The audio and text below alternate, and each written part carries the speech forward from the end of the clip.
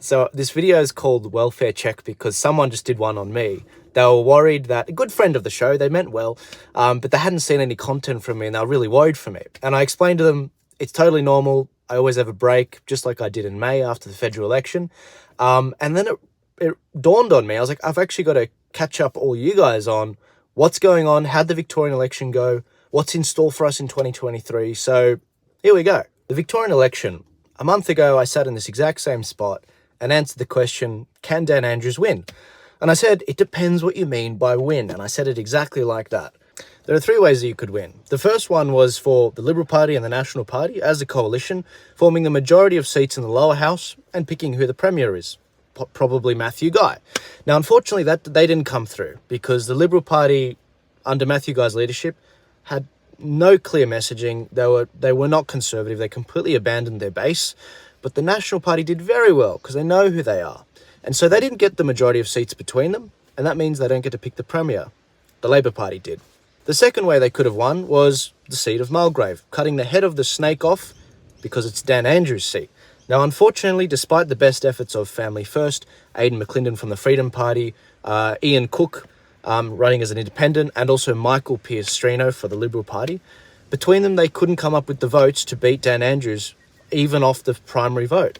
Now, when it comes to Dan Andrews, if you remember, he ended up getting a lot of donkey votes because he was mysteriously put at the top of the list.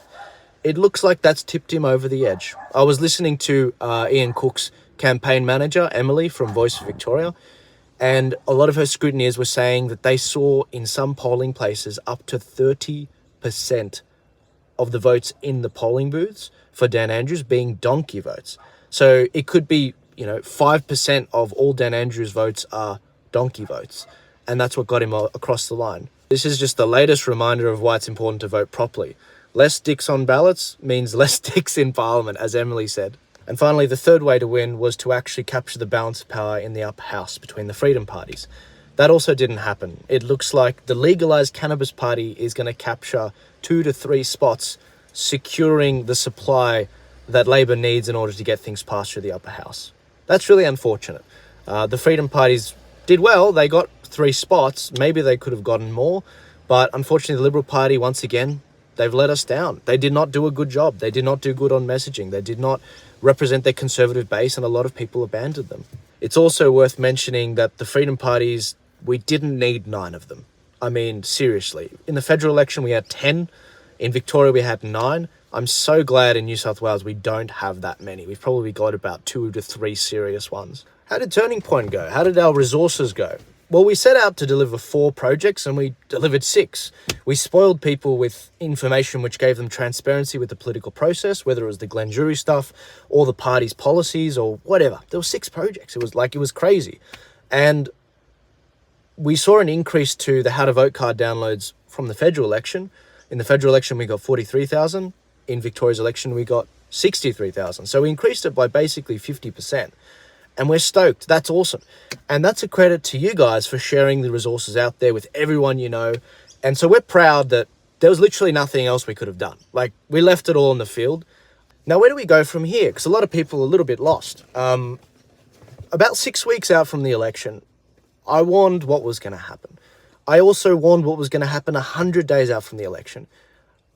I can't help but feel that it's falling on deaf ears. Not with you guys. You get it. You're awesome. You share the resources. It's falling on deaf ears from the major parties like the Liberals. It's falling on deaf ears from people with serious money on the Conservative side. So if they will not listen, you need to make them listen. How do you do that? If you're not in a political party already, you really ought to join one. If you're going to stay in Victoria after this election result, first off, you have my respect.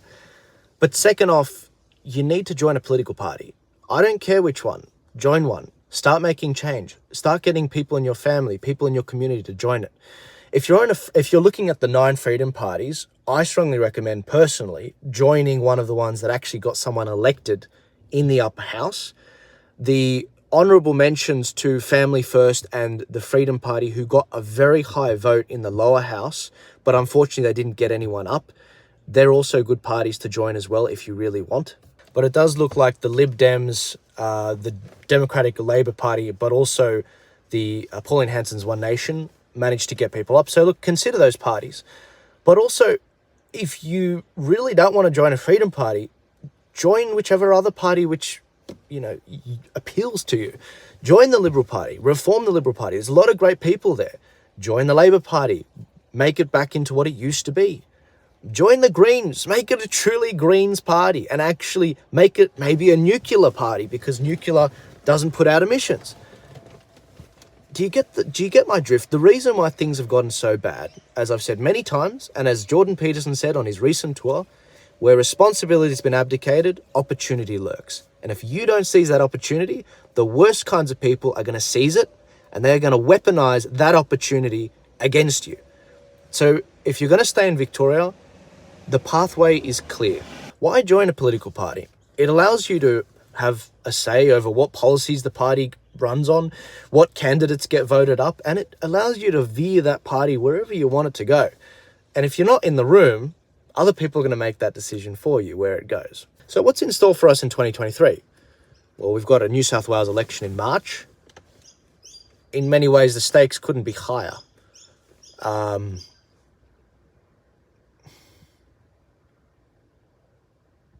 Yeah, I won't tell you why. I'll tell you next year. I won't tell you now, because if I tell you now, you'll forget, probably. And if you say something before Christmas, people forget. I'll tell you next year in mid-January, probably. But we've also got the Voice of the Parliament debate, which is an absolute corporate Aboriginal voice of the Parliament. A completely racist proposition. An anti-Australian proposition. An anti-parliamentarian proposition. And it's going to have to be opposed. There's a lot of Aboriginal people in the freedom community, for example, But this is not for you guys. They say it's a voice of the Parliament for Aboriginals. This is not. It is anything but that. It is a way to subvert the Constitution. And that is not my opinion. That is the opinion of men far and more intelligent than myself, like Augusto Zimmerman. And I've got a video coming out about that. By the way, Augusto's over in Brazil fighting for their elections right now. Legend, absolutely legend guy. But no, the fight goes on. I mean, nothing's changed. Yeah, sure, I have a break after the election. But, I killed myself for your election in Victoria. Despite knowing what the outcome was going to be, we left it all on the field.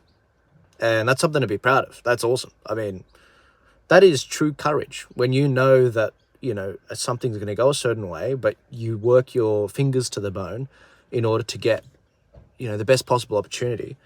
No regrets. I've got no regrets. I literally know there's nothing more I personally could have done. Nothing. Despite the spending caps, because guys, just so you know, Turning Point, we couldn't spend more than like $4,000. That's why people like Clive Palmer couldn't just come in with his millions rather, and actually spend on the campaign down there. And the same with Simon Holmes à Court with the Teals. The Teals didn't get up. So any work that had to be done down there, I had to personally do myself, and and any work that wasn't me that did it, we had to keep it within a very limited budget. So we did very well, considering the circumstances, and considering the preference whisperer, Glenn Drury. He really is a genius, but it's unfortunate that he's using his genius to enrich himself. It's funny, if the Liberal Party didn't want to abolish the group voting ticket and they wanted to keep it, Glenn would switch sides. He would switch sides and he would help them get elected, and he could probably do it with the upper house. But the man is just goes for the highest bidder. He's a mercenary. Whoever's willing to pay Glenn Drury the highest amount, he will work for. And but put that aside, and I completely oppose what he does. I think it's completely immoral. But as a young up-and-coming person in elections and, kicking goals at the young age that I am, there's a lot I can learn from Glenn. Not his evil tactics, not his immoral tactics, but there's a lot I can learn from him. I mean, the revelations that came out during the elections because of those military guys like Chris Burson from the Angry Victorians Party and Heston Russell, the leader of the party. Like, Glenn Drury had people leaking information to him within Clive Palmer's circle, like inner circle, within even Aidan McClendon's Freedom Party. I mean, that blew me away. I mean, that, like, and don't even get me started on the different ways that our projects almost got subverted by people trying to infiltrate, but we still delivered them. Politics is a dirty business, isn't it? But this is why we do it. This is why we do it. It's because the worst kinds of people are, they've been running this country into the ground for decades, and we're just finding our feet now. And we've done extraordinarily well. I mean, two elections. One in March. Let's see how we go. I think March is going to be much better. I mean, I've said it throughout the Victorian election. I'm more looking forward to the New South Wales election. We know we've got the balance of power. We know we're going to do very well. We've got good parties there. We've got leadership there. We've got elected members there. The home of Turning Point is New South Wales.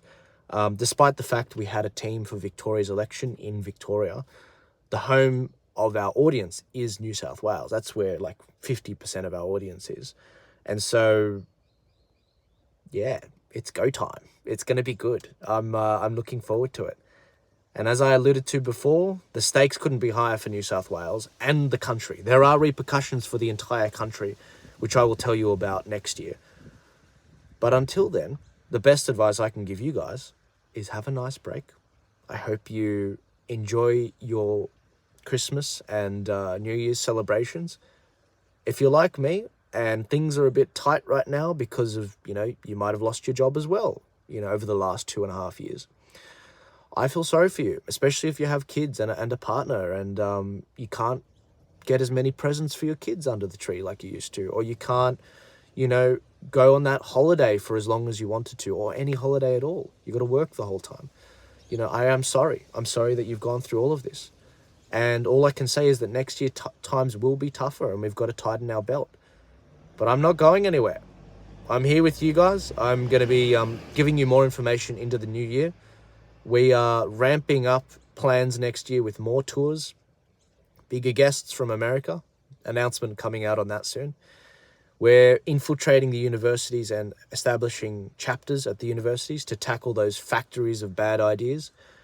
And we're moving forward with even greater election plans. And we've got the Voice to the Parliament debate as well, which we've got to smash. Now's the time to step up, not step back. It's not a time to give up. It's a time to fight harder than ever for our kids, grandkids, nephews, nieces, because this country's going to crap and we're only just seeing it. Anyway, some of you guys have been on this for a very long time, and I commend you. But we can't give up this country. It's a beautiful country. It's an energy-rich country. It's a beautiful country. Excellent people. And for the sake of your kids, for the sake of me, I'm 25 for God's sake. I don't want to be paying the national debt off my entire life. We've got to fix this. Anyway, you guys have a great time. Promise me you will have a break over the summer, and I hope that you all take the time to spend time with your family and remember why we do what we do. But other than that, I'll see you guys later. Give this a share, get the word out there, and I will see you guys later.